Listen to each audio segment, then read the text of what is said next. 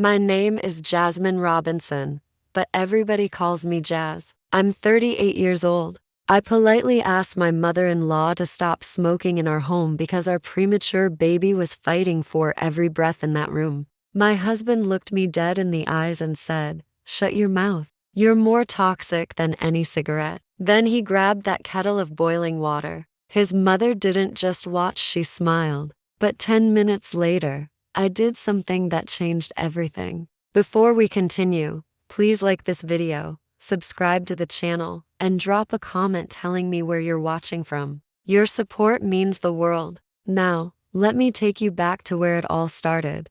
The smell of menthol cigarettes. That's what nearly destroyed my life. That sharp, poisonous smell that would eventually cost me my marriage, my peace of mind, my sense of safety, and almost my daughter's life. But I'm getting ahead of myself. Let me take you back to the beginning, back to when I still believed in fairy tales, back to when I thought a good black man with a degree and a six-figure salary was all I needed to build a family. Back to when I was young enough to ignore every single red flag waving right in front of my face. I met Marcus Wellington for years before everything fell apart. I was 34, riding high as the digital media director at a top marketing firm in Atlanta. I'd just landed a major client, a tech startup out of Silicon Valley that wanted to rebrand for the southern market, and I was at a Black Professionals Network mixer in Buckhead, sipping Prosecco and feeling like Olivia Pope in a Balenciaga dress. That's when I saw him,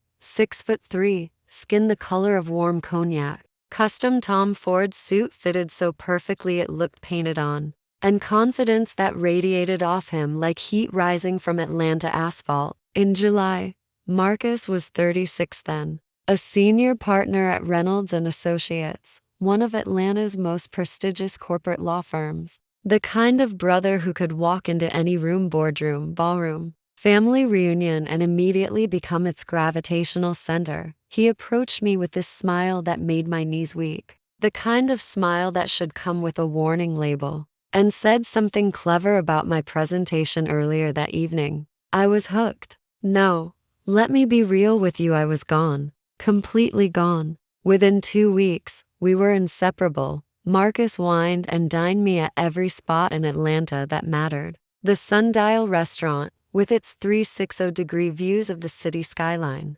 Bones for the best steak I'd ever tasted. Rathbun's for my birthday, where he surprised me with a private chef's table experience. He sent flowers to my office, not just any flowers, but arrangements that cost more than my car note. He made me feel chosen, special, like I was the only woman in the entire city of Atlanta who mattered. Looking back now, with the clarity that only trauma can bring, I can see all the red flags I ignored.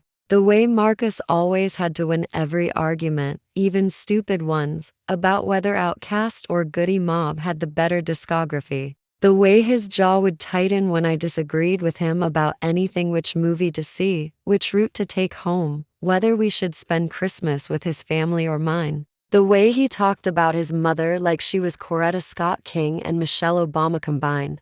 A saint who'd sacrificed everything to raise him right. His father had died when Marcus was 11, sudden heart attack while coaching Marcus's little league team. Patricia Wellington had raised him alone, worked as a school administrator and weekend caterer, put him through Morehouse College and Howard Law School by herself. At least that's what Marcus told me every single time we had dinner, every single time we talked about family, every single time his mother's name came up in conversation. I should have paid attention to that obsession. I should have seen it for what it was, a grown man who'd never cut the umbilical cord, who measured every woman against an impossible standard. A man who'd put his mama on a pedestal so high that no woman, not even his wife, could ever reach her. But I didn't see it. I was too busy falling in love, too busy planning our future, too busy updating my relationship status and posting couple photos, too busy being grateful that a man like Marcus Wellington, Morehouse man, corporate attorney,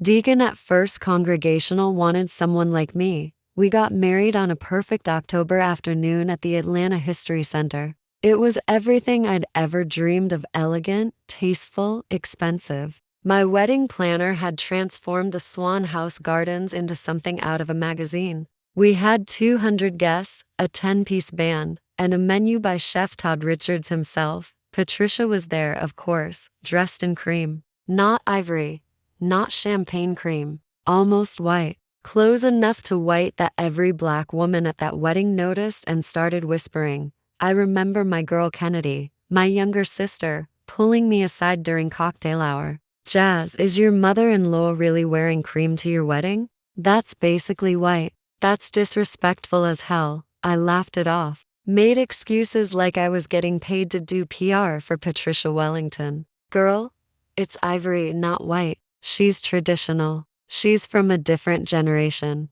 Let it go. Today is perfect. Don't let it bother me.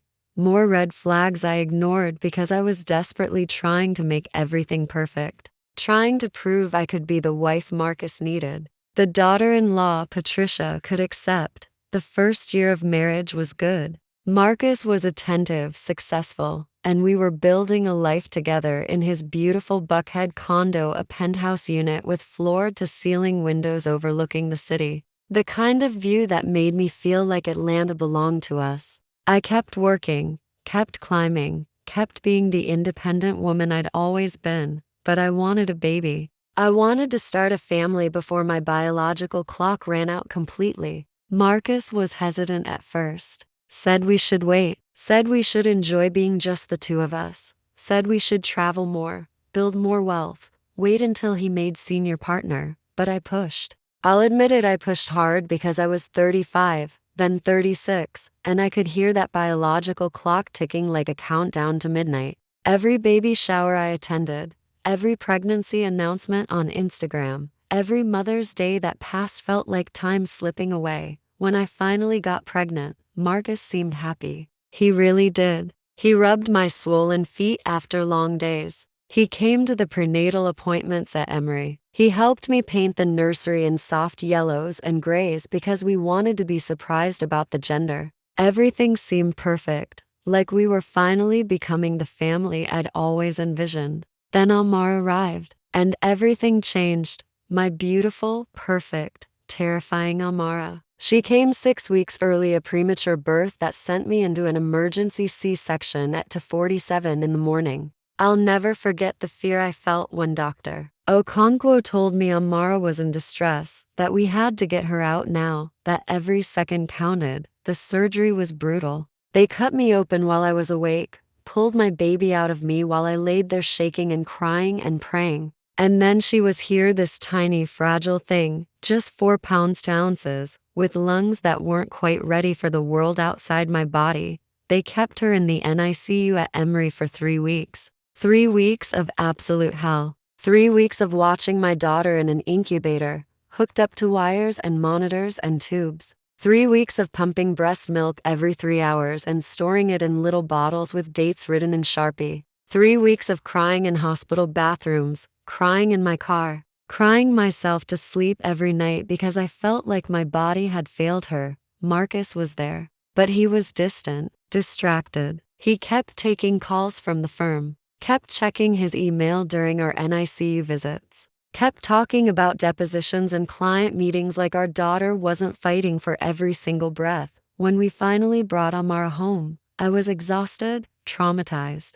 and terrified. Dr. Patel, our pediatrician at Emory, was very clear with her instructions. She looked at both of us, me in my wheelchair still recovering from the C-section, Marcus standing there in his work clothes, and she spoke slowly, deliberately. Amara's lungs are extremely sensitive, Dr. Patel said. Premature babies often have significant respiratory issues. You need to keep her environment as clean as possible. No smoke of any kind, no cigarettes, no cigars, no incense, no candles with strong fragrances, no harsh chemicals, no perfumes, no air fresheners. Her airways are delicate, and any irritant can cause serious, potentially life-threatening problems. I took those instructions like they were gospel truth, like they were commandments handed down from God Himself. I became obsessed with keeping our home clean, smoke-free, safe.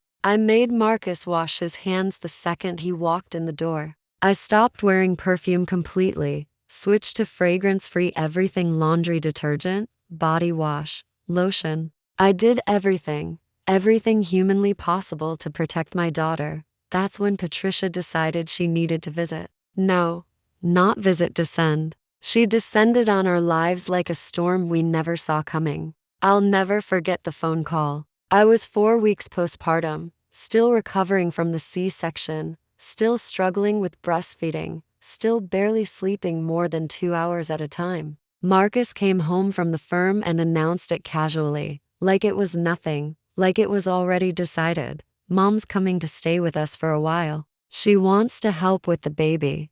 I felt my stomach drop. For how long? Just a few weeks, Marcus said, loosening his tie. Maybe a month. She's excited to be a grandmother. She wants to be involved with Amara. A few weeks. Maybe a month. With Patricia, the woman who'd criticized everything about our wedding: the flowers, the menu, my dress, my hair, my bridesmaids. The woman who'd made comments about my weight at family dinners. The woman who had this way of looking at me, like I was never quite good enough for her precious son, like I was some girl from the wrong side of town who'd trapped her Morehouse man. But what could I say? She was his mother. She wanted to help. I was exhausted beyond words. Maybe another set of hands would be good. Maybe I was being paranoid. Maybe I was being ungrateful. God, I was so stupid. Patricia arrived on a Wednesday afternoon with 3 Louis Vuitton suitcases and a carton of Newport menthols. Yes, cigarettes. I saw them when she was unpacking in the guest room, a whole carton stacked neatly in her luggage like she was planning to chain smoke her way through her entire visit. Patricia, I said carefully, standing in the doorway of the guest room, trying to be diplomatic, trying to be the respectful daughter-in-law. I just want to remind you that the doctor was very clear: we need to keep the environment completely smoke-free for Amara. Her lungs are really sensitive because she was premature.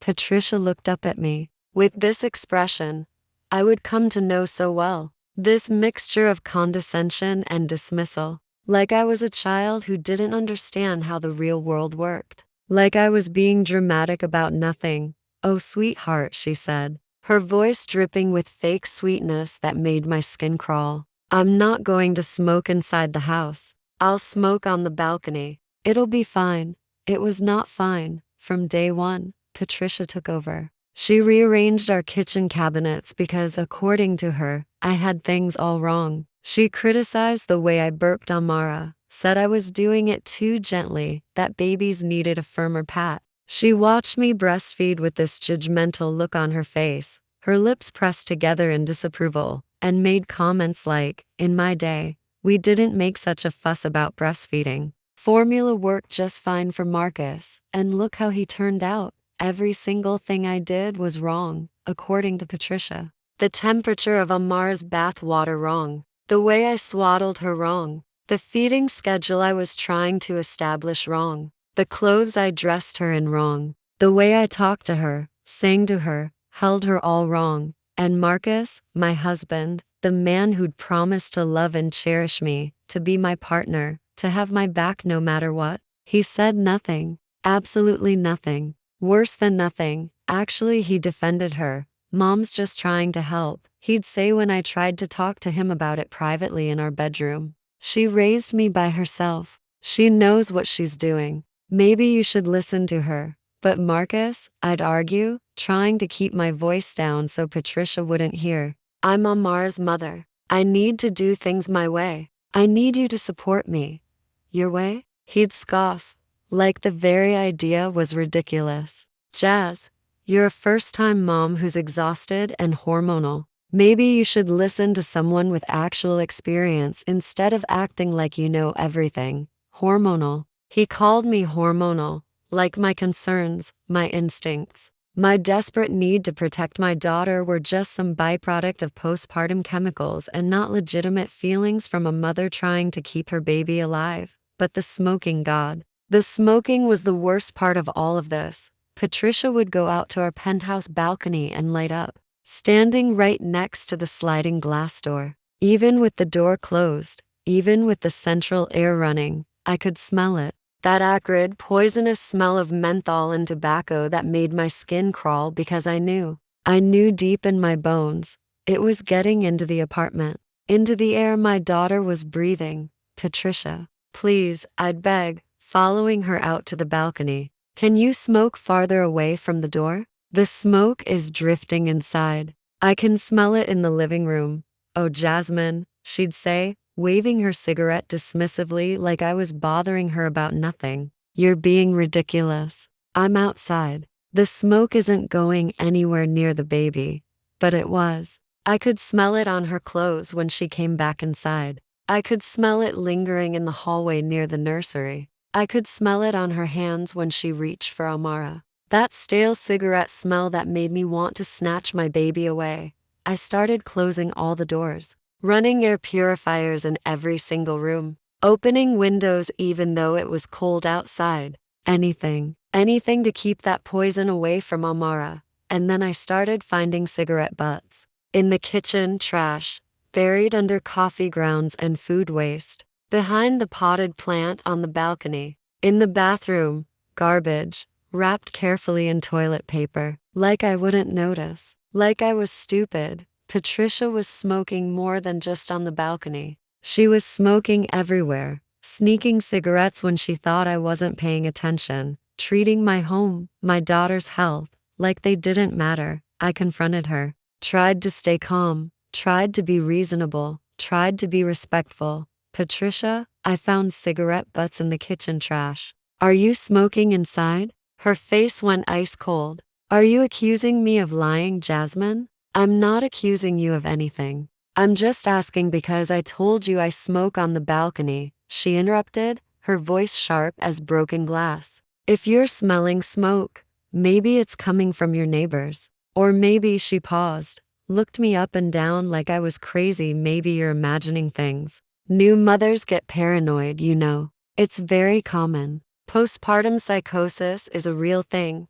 Postpartum psychosis. She was gaslighting me in my own home, suggesting I was mentally ill for noticing the evidence right in front of my face. When I went to Marcus, when I showed him the cigarette butts wrapped in tissue, he just sighed like I was exhausting him, like I was the problem in this situation. Jazz, my mother said she's smoking outside. Why are you making such a big deal out of this? Because our daughter has sensitive lungs, I shouted, my voice getting louder than I intended. Because the doctor said no smoking inside, Marcus interrupted, his voice cold and dismissive. Mom is smoking outside. You're overreacting. Again, overreacting. That became his favorite word, his go-to response for everything. Every concern I raised, every boundary I tried to set. Every time I stood up for myself or for Amara, I was overreacting. 2 weeks into Patricia's visit, I discovered something that made my blood run cold. I went into the guest room to put away some folded laundry, and I smelled it immediately. Smoke. Strong, fresh cigarette smoke that hadn't had time to dissipate. I looked around the room, my heart pounding, and spotted it on the nightstand next to her Bible and reading glasses, a vape pen. Small, sleek, rose gold. And next to it, 4 bottles of vaping liquid in different flavors: vanilla cream, cherry tobacco, cool mint, and something called Georgia peach. So that's how she was doing it. She was vaping in her room at night, probably blowing the vapor out the cracked window, thinking I wouldn't notice because it didn't smell as strong as regular cigarette smoke. Thinking I was too stupid or too tired to figure it out, I picked up the vape pen with shaking hands and walked straight to the living room where Patricia was watching her stories on TV, acting like she didn't have a care in the world. What is this? I asked, holding up the vape pen. Patricia looked at me like I was holding a toy, like I was a child who'd discovered something I didn't understand. It's a vape pen, dear, not a real cigarette. Perfectly harmless. Harmless? I couldn't believe what I was hearing. I literally could not process the audacity. You're vaping in the house. In the room right next to the nursery where my daughter sleeps. It's vapor, not smoke, she said slowly, condescendingly, like she was explaining basic math to a kindergartner. There's a difference, Jasmine. Maybe you should educate yourself before you start making wild accusations and disrespecting me in my son's home. Get out, I said. The words came out before I could stop them, before I could think about the consequences. I want you to leave. Pack your things and go home to your own house. Patricia's eyes narrowed into slits. You can't throw me out. This is my son's home, not yours. I'm his wife, I said, my voice shaking with anger and fear and exhaustion. This is my home too. And I'm telling you to leave before you kill my daughter with your addiction. She smiled then. This cold, calculating smile that sent actual chills down my spine. That made me understand for the first time that this woman truly hated me. We'll see what Marcus has to say about that, she said calmly. Pulling out her phone, Marcus came home an hour later. And before I could even begin to explain what happened, Patricia had already gotten to him. I heard them talking in hushed voices in the guest room, heard her crying, actually crying real tears, and then Marcus stormed into our bedroom where I was feeding Amara.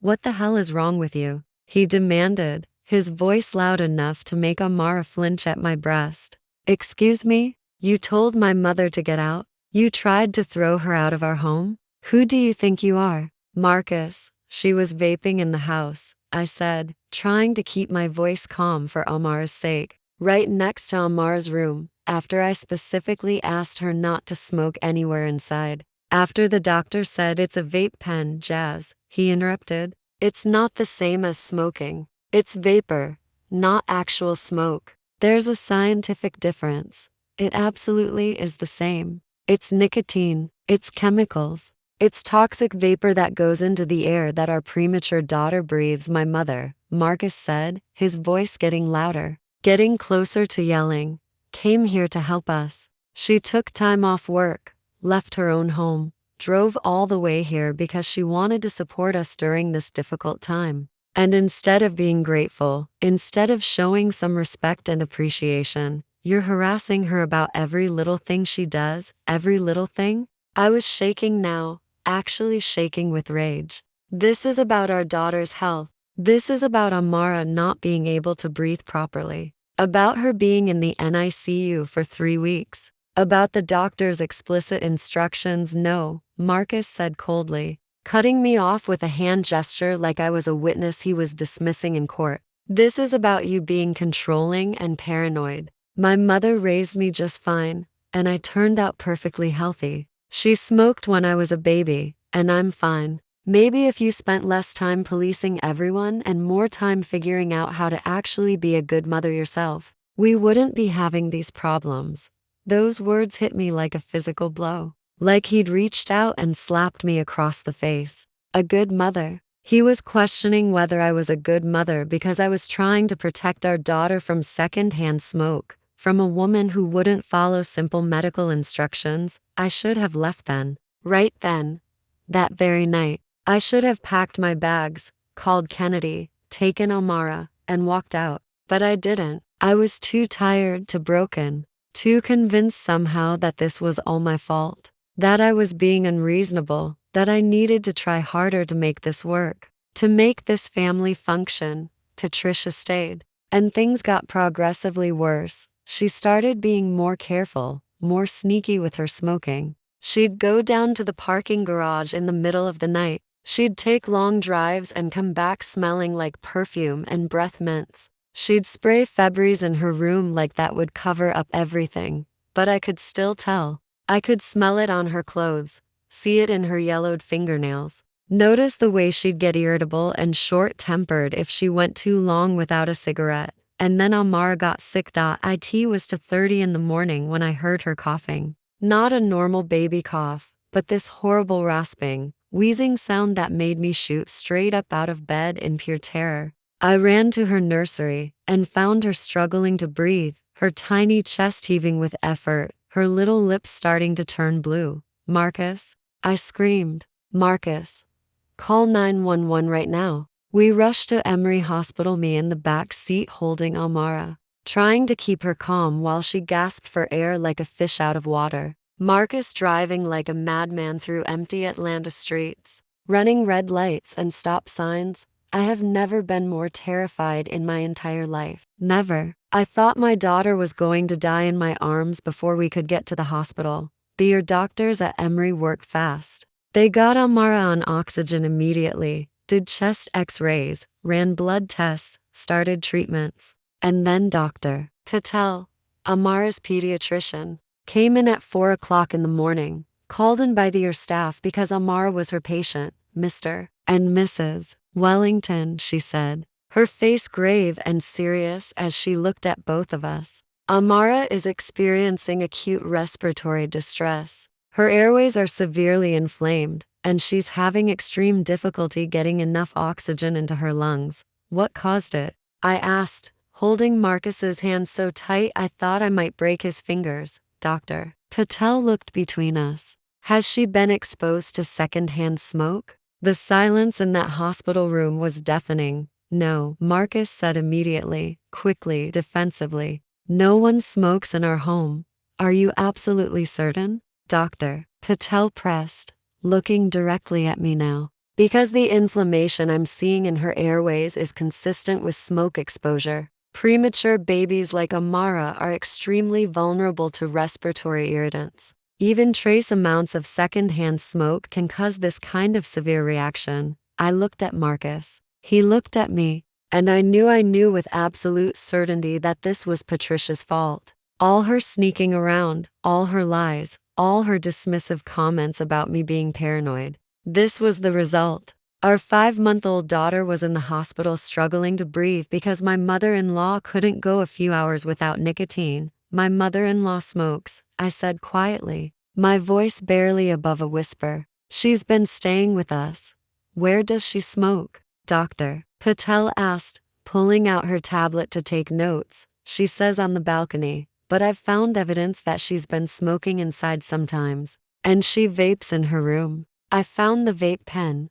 Dr. Patel's face hardened. Then that's your answer. This baby needs to be in a completely smoke-free environment. No exceptions whatsoever. No balcony smoking. No vaping, nothing. If she's exposed to smoke again, next time it could be pneumonia. Next time she might develop chronic respiratory problems. Next time she might not recover as easily or at all. Amara had to stay in the hospital for 4 days. 4 days of nebulizer treatments every 4 hours, steroids to reduce the inflammation, oxygen support around the clock. I never left her side. I slept in a reclining chair next to her crib, held her during every single treatment, cried silently when she whimpered in pain from the tubes and masks. Marcus came during visiting hours, but he had to work. Always had to work. Important client meetings, he said. Crucial depositions, he said. Can't reschedule, he said. But I knew the truth. He couldn't face what his mother had done. He couldn't admit to himself that his precious, saintly mother had nearly killed our daughter with her selfish addiction. When we finally brought Amara home from the hospital, I was done being polite, done being the accommodating daughter-in-law, done pretending any of this was acceptable. Patricia, I said, standing in the living room with Amara in my arms, Marcus beside me, you need to leave, today. Patricia looked up from her coffee, genuinely surprised, like she couldn't imagine why I would say such a thing. What? You heard me. Pack your things. I want you out of our home. Trevor, she turned to her son, her eyes already filling with tears on command. Are you going to let her talk to me like this? Are you going to let her disrespect me? I looked at Marcus, waiting, praying that for once, just once, he would choose us, his wife and daughter, over his mother. He shifted uncomfortably, wouldn't meet my eyes. Jazz, maybe we should talk about this privately. There's nothing to talk about, I said, my voice getting louder. Your mother's smoking. Put our daughter in the hospital. The doctor was crystal clear. No smoke exposure of any kind. That means Patricia cannot stay here. I promise I won't smoke, Patricia said, her voice small and wounded, tears running down her face now. I won't do it anymore. I'll quit completely. I swear on Marcus's father's grave, I'll quit for my grandbaby. She looked so sincere, so repentant. Her eyes were wet with tears. Her hands were clasped together like she was praying for forgiveness. She looked like a grandmother who'd made a terrible mistake and was genuinely sorry, and Marcus believed her. Of course he believed her. See? He said, putting his hand on my shoulder, like everything was resolved. Mom feels terrible about what happened. She's willing to quit smoking entirely. Can't we give her another chance? For family? I looked at Patricia. She looked back at me, and behind those tears, I saw something else. I saw triumph. She knew she'd won again. She knew Marcus would always choose her. Fine, I said, feeling something inside me break completely. One more chance. But if I smell smoke even once, even one time, you're gone. I mean it. Thank you, sweetheart, Patricia said, dabbing at her eyes with a tissue she'd pulled from her sleeve. You won't regret this. I promise you won't regret giving me another chance. But I did regret it. Immediately. Because Patricia didn't quit smoking, she just got better at hiding it. I started noticing new patterns. The way she'd disappear to the parking garage for 20-minute stretches. The way she'd come back smelling like too much perfume, like she'd bathed in it, trying to cover something up. The way she'd take long showers at odd times of day. The way she insisted on doing her own laundry constantly, washing her clothes over and over. So I did something I never thought I'd do. Something that makes me feel guilty, even now, even after everything that happened. Something that probably saved my life and Amar's life. I went online and researched hidden nanny cams. Small, discreet cameras that could blend into a room, that could record video and audio, that could be monitored from my phone wherever I was. I ordered 3 of them on Amazon with overnight shipping. One for the living room, disguised as a phone charger plugged into the wall. One for the kitchen, built into a digital clock on the counter. And one for the hallway outside Patricia's guest room. Hidden inside what looked like a smoke detector, I installed them while Patricia was out at the grocery store, while Marcus was at the firm, while Amara napped. My hands shook the entire time. I felt like a criminal, like I was violating some sacred trust, like I was the bad guy in this situation. But I kept thinking about Amara in that hospital bed at Emory, hooked up to oxygen, struggling to breathe. Kept hearing her labored breathing, that horrible wheezing sound. Kept seeing her tiny chest heaving with effort. I had to know the truth. I had to protect her. I had to have proof. The footage I captured over the next week destroyed whatever remaining illusions I had about Patricia. Destroyed them completely and forever. Night 1. 11:47 p.m. Patricia emerges from her room, checks that our bedroom door is closed, walks into the nursery where my daughter is sleeping, sits in the rocking chair I use for feeding, pulls out a cigarette and lighter from her robe pocket, and lights up right there, 5 feet from my sleeping baby. She sits there smoking casually, ashing into a coffee mug she brought with her, blowing smoke toward the cracked window, rocking slowly back and forth like she's enjoying a peaceful moment of relaxation. I watched that footage on my phone at 3 o'clock in the morning while feeding Amara. And I had to put my hand over my mouth to keep from screaming, to keep from waking up Marcus and showing him right then what his mother was doing. But it got worse. So much worse. Night 3. Patricia is on the phone with someone named Brenda, sitting in the guest room vaping while she talks. Girl, you should see this house, Patricia is saying. Everything is white and beige. White furniture. White carpets. Who puts white furniture in a home with a baby? This girl has no sense. No home training whatsoever. Brenda says something I can't hear through the phone. Oh, she thinks she's so perfect. Patricia continues, taking a long drag from her vape pen. Little Miss Digital Director. Little Miss, I know everything about babies. Please. She trapped my Marcus with that baby. I'm sure of it. Probably stopped taking her birth control without telling him. That's what these career women do. They trap good black men. My stomach turned. Trapped him. We had planned to have a baby. We had discussed it for months, tried for nearly a year. She thought I'd trapped her son. Don't worry, Patricia says, blowing vapor toward the ceiling. I'll make her life absolute hell until she leaves. Then Marcus can find someone better. Someone who actually appreciates him. Someone from a good family who knows how to respect her elders.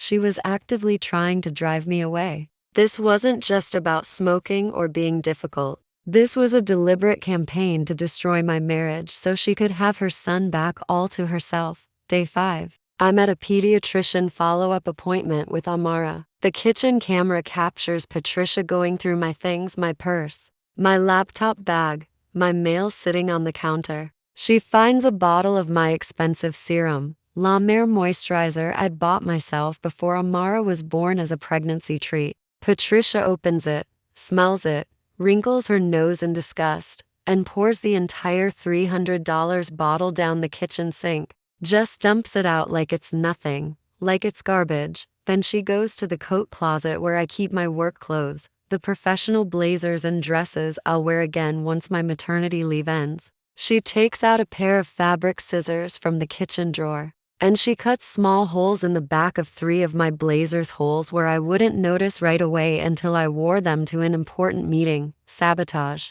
Deliberate, calculated sabotage. Day 6. This footage broke me completely. I'm in the shower. Marcus is at work. Patricia is in the kitchen making her morning coffee. She opens the cabinet where I keep my medication, my prescription sleep aids that Dr. Okonkwo gave me for the postpartum insomnia. Patricia takes out 2 pills, crushes them with the back of a spoon on the counter, and stirs the powder into my coffee cup. The one with my name printed on it in fancy script. The one she knows I'll drink from. She's drugging me, putting sleeping pills in my coffee to make me more tired, more forgetful, more likely to seem like an unfit mother who can't handle basic responsibilities. And then comes the phone call to Marcus that same afternoon. I watch this part of the footage over and over, still unable to fully believe what I'm seeing and hearing. Patricia calls Marcus at the firm. She's crying, her voice shaking with manufactured emotion. Marcus, honey, she sobs into the phone. I don't know what to do anymore. Jasmine is getting worse. Today she screamed at me, called me a worthless old woman right in front of the baby, used profanity. I'm scared of her son. I think she might be having some kind of mental breakdown, some kind of postpartum psychosis. A complete lie. An outright, deliberate lie. I had been at the pediatrician's office with Amara when this call took place. I hadn't even been home. I have the appointment confirmation and the timestamp to prove it, but Marcus doesn't know that. Marcus believes his mother without question. Should I leave? Patricia asks, her voice trembling. I don't want to abandon you and my grandbaby, but I'm frightened. She's so angry and aggressive all the time. I don't feel safe here. I can hear Marcus's voice, tiny, through the phone speaker. No, Mom, don't leave. Please don't leave. I'll talk to her. I'll handle it. Handle me. Like I'm a problem that needs to be managed. Like I'm the issue in this situation. I saved all the footage immediately. Backed it up to 3 different cloud services: Google Drive, Dropbox, iCloud. Sent copies to Kennedy in Houston. Sent copies to my personal email, my work email, every email account I had. I documented everything, every lie, every violation, every moment of psychological warfare. And then I contacted a lawyer. Her name was Vanessa Brooks, and she came highly recommended from a sorority sister who'd gone through a difficult divorce. Vanessa was in her early 50s, a black woman with silver locks and a reputation for being absolutely ruthless in family court. She had a corner office in Midtown with a view of the Atlanta skyline, and walls covered with framed awards and certifications. I met her on a Friday afternoon, while Marcus thought I was taking Amara to a mommy and me music class. I brought my laptop and showed her everything, every video, every lie, every moment of abuse and manipulation. Vanessa watched in complete silence, her expression getting harder and harder with each clip. Mrs. Wellington, she said when the last video finished playing, you need to leave this man, today, right now. I know, I whispered, tears running down my face. I know I do, but the condo is in his name only. He bought it before we got married. I'm on maternity leave with no current income. I have nowhere to go with a baby. Do you have family anywhere? Parents? Siblings? My sister Kennedy lives in Houston. She'd take me in. I know she would without question. Good. Then here's what we're going to do, Vanessa said, leaning forward across her massive desk. We're going to file for divorce immediately. We're going to file for emergency custody of your daughter. We're going to file a civil suit against your husband and his mother for emotional distress, reckless endangerment of a child, intentional infliction of emotional distress, everything we can think of. And we're going to document every single thing that happens from this moment forward. Will I get anything? I asked. From the divorce? He makes so much more money than me. Vanessa smiled, and it wasn't a kind smile. It was the smile of a shark who'd just spotted blood in the water. Mrs. Wellington, your husband makes approximately $380,000 a year as a senior partner. You'll get spousal support while you get back on your feet. You'll get substantial child support. You'll get half of all marital assets acquired during the marriage. And considering the abuse you've documented, considering the endangerment of your child, we're going to make absolutely sure you and your daughter are taken care of financially. But more than that, we're going to make sure he pays for what he's allowed to happen. I signed the retainer agreement that very day, paid the deposit with my personal savings account Marcus didn't know about. Vanessa filed all the paperwork electronically that weekend, served Marcus at his law firm on Monday morning through a professional process server. He didn't even see it coming, but I still had to go home that night. Still had to face him, face Patricia. Pretend everything was normal while I waited for Kennedy to book flights, while I planned my escape, while I counted down the hours until I could get away safely. Those were the longest 3 days of my entire life. Patricia kept up her performance, playing the concerned grandmother, the helpful mother-in-law. Marcus was distant and stressed about work, barely looked at me or Amara, and I kept my mouth shut, kept my head down, kept counting the hours until I could escape with my daughter. My flight to Houston was booked for Friday afternoon. Kennedy was flying in Thursday night, was going to wait in a rental car in the parking garage until I was ready to leave. Thursday night, I packed a small bag and hid it in the nursery closet behind boxes of diapers.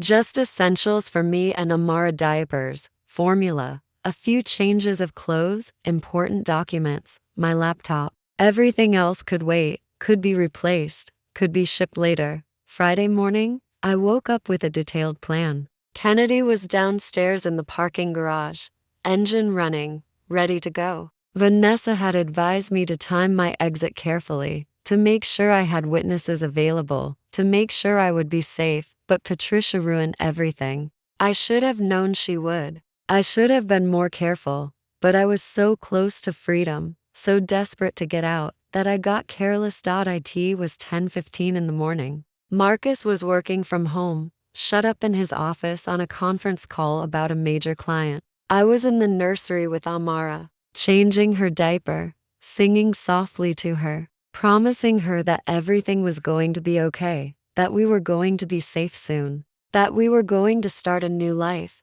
And then I smelled it. That smell. That horrible, acrid smell of menthol cigarettes that I'd come to hate with every fiber of my being. I froze, diaper wipe in my hand, my heart starting to pound. No, not now, not today, not when we were this close to leaving. I picked up Amara and walked quietly down the hallway, my heart racing. The smoke smell was getting stronger. It wasn't coming from the balcony. It was coming from inside, from the nursery behind me. I pushed open the door I'd just closed. Patricia was sitting in the rocking chair with a lit cigarette in her hand, scrolling through her phone with the other hand, ashing into that same coffee mug, smoking right next to the crib where Amara would be napping in less than an hour. She looked up when I came in, and she didn't even have the decency to look guilty or caught. "Oh, Jasmine," she said casually, like I'd just interrupted her reading a magazine. "I thought you were downstairs."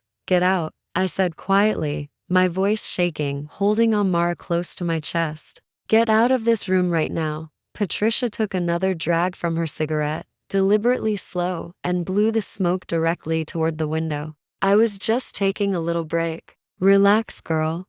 Relax." I could feel my voice getting louder. could feel all the anger I'd been swallowing for months rising up in my throat. "You're smoking in my daughter's nursery, next to her crib, after she was hospitalized because of your smoking." "Oh, don't be so dramatic," Patricia said, standing up slowly. "The window's open. It's fine."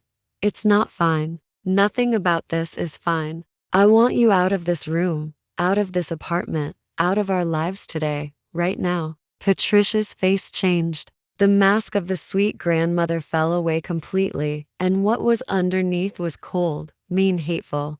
"This isn't your apartment, sweetheart," she said, her voice dropping to something dangerous. "This is my son's apartment. I'm his guest, and if anyone's leaving, it's you and that baby." We stared at each other. The cigarette burned between her fingers. Amara started to fuss, picking up on my tension, my fear, my rage. "Get out," I said again. Patricia smiled, dropped her cigarette into the coffee mug, and walked past me. "Marcus," she called out loudly, "your wife is having another one of her episodes." I followed her into the living room, my heart pounding so hard I thought it might burst through my chest. Marcus emerged from his office, already annoyed, already blaming me, before he even knew what happened. "What now?" he said, exhausted. "Your mother was smoking in the nursery," I said, trying desperately to keep my voice calm, "right next to Amar's crib. I caught her." "I was not," Patricia said immediately, tears already forming. "I was in the guest room." "She's making things up again. She's delusional." "I saw you," I said. "I walked in and you were sitting there with a cigarette." "Marcus," Patricia interrupted, turning to her son with a wounded expression. "I don't know what's wrong with her anymore. She's been paranoid and aggressive for weeks. I'm genuinely worried about her mental state, about whether she's safe around the baby." And then I pulled out my phone. I'd been trying not to do this, trying to handle things through lawyers, trying to leave quietly. But I was done. I was so done with the lies, the manipulation, the gaslighting. I opened the nanny cam app and played the footage from 2 minutes ago. There on my phone screen was Patricia, clear as day, sitting in the nursery rocking chair, smoking a cigarette 5 feet from Amar's crib. "Is that still making things up?" I asked, holding the phone toward Marcus. He stared at the screen, his face cycling through shock, confusion, realization. And then, to my absolute horror, anger, at me. "You're recording us?" he said quietly, dangerously. "You put cameras in our home? You're spying on us?" "I put cameras in our home to protect our daughter from her," I said, pointing at Patricia. "From what?" Marcus exploded. "From my mother, who came here to help." "You installed surveillance equipment to spy on my mother? To protect Amara?" I shouted back. "Because your mother has been lying to us. She's been smoking in the nursery, drugging my coffee, destroying my things, calling you with lies about me. I have it all on video. Weeks of footage." "You're insane," Marcus said, his face red. "You're actually insane. I have proof of everything," I said desperately. "Her smoking around the baby, cutting up my clothes, poisoning my coffee, her phone calls, lying to you about me, all of it recorded." Marcus's face was twisted with rage now. "You violated our privacy. You violated my mother's privacy." "This is illegal." "No," I said, "it's not. Georgia is a one-party consent state. I'm allowed to record in my own home." But Marcus didn't care about the law. He only cared that I'd exposed his mother as a liar. "I want you out," he said coldly. "Get out of this apartment." "This is my home too," I said, my voice breaking. "And I'm Amara's mother." "I don't care," he interrupted. "My name is on the deed. This is my home, and I'm telling you to leave." "Fine," I said, something clicking into place inside me. "I'm leaving, but I'm taking Amara with me." "The hell you are," Marcus said. "She's staying here." We stood there facing each other like opponents in a fight. Patricia stood to the side with her arms crossed, watching with that same smirk I'd seen so many times. "Marcus," I said, trying one last time, "please, look at what your mother has done. Look at the videos. She endangered our daughter." "All I see," he said, his voice ice cold, "is a paranoid woman who installed spy cameras. A woman who's been attacking my mother since day one. A woman who's clearly unstable. I'm taking my daughter and leaving, I said quietly. Right now. I turned toward the nursery to grab Amara's diaper bag. But Marcus grabbed my arm hard. You're not taking her, he said again. Let go of me, I said. You're hurting me. His grip tightened painfully. Not until you promise you're leaving her here. I'm her mother. I'm not leaving her with you and your psychotic mother. What did you just call her? His voice was deadly quiet. Trevor, you're hurting me, take it back. No, then Patricia spoke, her voice quiet and cold. Teach her some respect, son. Everything happened so fast. Marcus let go of my arm and walked toward the kitchen. I thought he was walking away, cooling down. I turned back toward the nursery. Then I heard the click of the electric kettle being lifted from its base. We always kept water hot for Marcus's French press coffee. I turned around just as Marcus walked back toward me, holding the kettle. It had just finished boiling. I could see steam rising from the spout.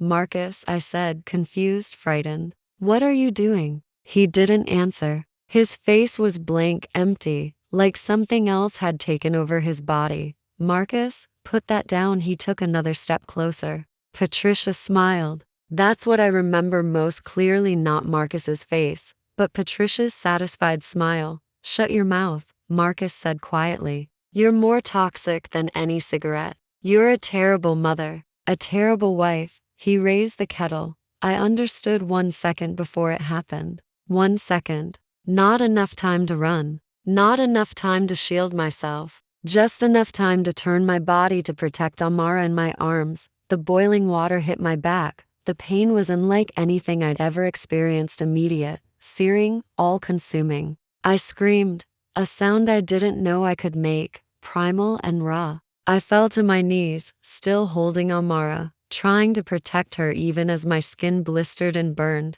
I looked up at Marcus through tears. He stood there, kettle still in hand, horror spreading across his face like he'd just woken up. Oh God, he whispered. Jazz. I didn't mean. I looked past him at Patricia. She wasn't smiling anymore, but there was satisfaction in her eyes. Stop being so dramatic, she said. Then I heard footsteps running up the stairs. The door bursting open. Kennedy's voice loud and commanding. Atlanta police. Nobody move. 2 officers came through the door, hands on weapons, taking in the scene. Me on the floor crying, holding my baby. Marcus standing over me with a kettle. Patricia by the window. And Kennedy, my beautiful sister, right behind them. What, how? Marcus stammered. I called them, Kennedy said calmly. 15 minutes ago, when Jazz texted me the code word, I held up my phone with my burned hand, showed Marcus the text I'd sent at 10:13 a.m. Red alert, that was our code. It meant I was in danger. It meant call police immediately. Ma'am, are you hurt?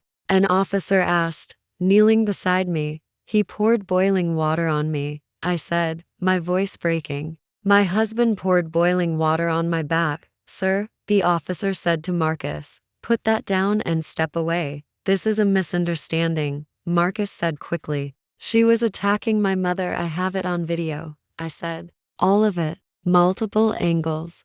Kennedy held up her phone. I've been watching the nanny cam live feed. I saw everything, the whole conversation, the assault. I recorded it. The second officer walked to Patricia. Ma'am, were you present? I don't know what they're talking about, Patricia said quickly. Teach her some respect, son, I quoted. That's what you said right before he attacked me. It's on video. The officer spoke into his radio. We need an ambulance. Victim with severe burns.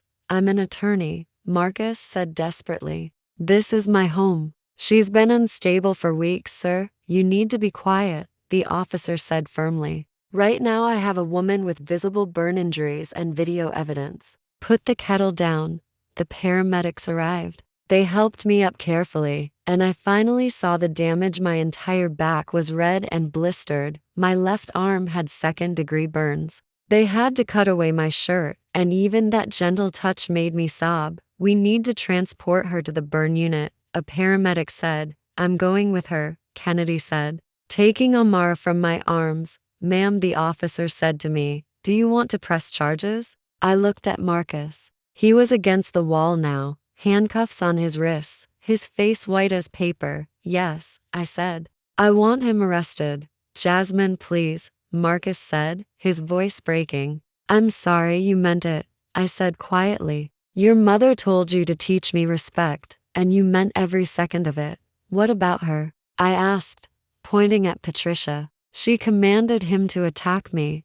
The officers looked at each other. "We'll need to see that footage," one said. "It's all backed up," Kennedy said. "Multiple cloud accounts. I can email you links right now." While they arrested Patricia, while paramedics prepared to transport me, while Kennedy called Vanessa, I pulled out my phone one more time. I opened the email I'd drafted 3 days ago. The one I'd been too scared to send. To Marcus, Wellington at Reynolds Law, subject, divorce papers. Marcus, by the time you read this, I will have filed for divorce. I've attached video evidence of your mother's abuse, her lies, her attempts to destroy me. I've attached medical records showing Amara was hospitalized because of her smoking. You chose your mother over our daughter's safety, over our marriage, over basic decency. I'm taking Amara. My lawyer will contact you. Don't try to reach me. You lost that right when you poured boiling water on me while your mother smiled. I hope she was worth losing everything. Jasmine hit send. Then I let the paramedics take me away. 3 months later, Marcus's attorney called Vanessa with a plea deal. Marcus would plead guilty to aggravated domestic battery in exchange for 4 years in prison, 5 years probation, mandatory counseling, permanent restraining order, and he'd agree to all demands regarding custody and property. Should I take it? I asked Vanessa. "It's up to you," she said. "But a plea deal means this ends now." "Certainty. Tell him I'll accept on one condition: he has to allocute. Stand up in court and describe exactly what he did. I want it on the record." The plea hearing was on a Tuesday. I chose to attend. I needed to see it, to watch Marcus admit his crime. The judge asked him to describe what he did. Marcus cleared his throat, his voice barely audible. On November 15th, I engaged in an argument with my wife. I became angry. I picked up a kettle containing boiling water and poured it on her back and arm, causing severe burns, requiring hospitalization. "Why?" the judge asked. Long silence. "Because I chose my mother over my wife and daughter. Because I couldn't accept that my mother had been endangering my child. Because I was a coward." The judge sentenced him to 4 years, 5 years probation, permanent restraining order. Patricia's trial came 2 months later. She refused a plea deal, insisted on her innocence. The jury saw the videos: her smoking around Amara, drugging my coffee, destroying my clothes, her words before the attack. They found her guilty in 3 hours. 18 months probation, $50,000 fine, permanent no contact order. The civil suit settled for $750,000, combined with Marcus's child support and property division. I could truly start over. I moved to Houston, near Kennedy. Bought a townhouse, started therapy, started physical therapy for my scars, started rebuilding myself piece by piece. Amara thrived, too young to remember any of it. She grew into a happy, healthy toddler with no memory of smoke or violence, just love and safety. I started my own consulting firm, built it slowly. Within a year, I had a successful business and started speaking publicly about domestic violence. My story resonated with millions of women. 2 years after the attack, I met Isaiah Thompson at a community event. He was an doctor, divorced with a son. He was patient, kind, respectful, everything Marcus wasn't. Our relationship grew slowly. Isaiah proved himself over and over, showing up, listening, being gentle with my scars. Last Sunday, we had brunch together: Isaiah, his son, Amara, and Kennedy visiting from Atlanta. My phone buzzed. "Jasmine, it's Marcus. I'm out on parole. Can we talk about Amara?" 2 years ago, this would have sent me into panic. Now, I deleted it, blocked the number, showed it to Vanessa. She'd be filing a motion to revoke his parole by end of day. This text violated his no contact order. "You okay?" Isaiah asked, his hand on my shoulder. Yeah, I said, and I meant it. I'm okay. I looked around, Kennedy laughing, the kids playing, Isaiah beside me. This was my life, now. Not perfect, but mine. Not easy, but safe. Not without scars, but full of healing. My name is Jasmine Robinson. I'm 40 years old now, and this is my story. To anyone watching who's in a situation like I was, document everything. Trust your instincts. Protect your children. Never let anyone convince you that abuse is love. You don't deserve it. You never did. And you have the strength to leave, to survive, to thrive. Thank you for listening. If this helped you, please share this video, subscribe, and comment below. Remember, you are not alone. You are stronger than you know. This is Jasmine Robinson signing off. Stay strong, stay safe, and never stop fighting for the life you deserve.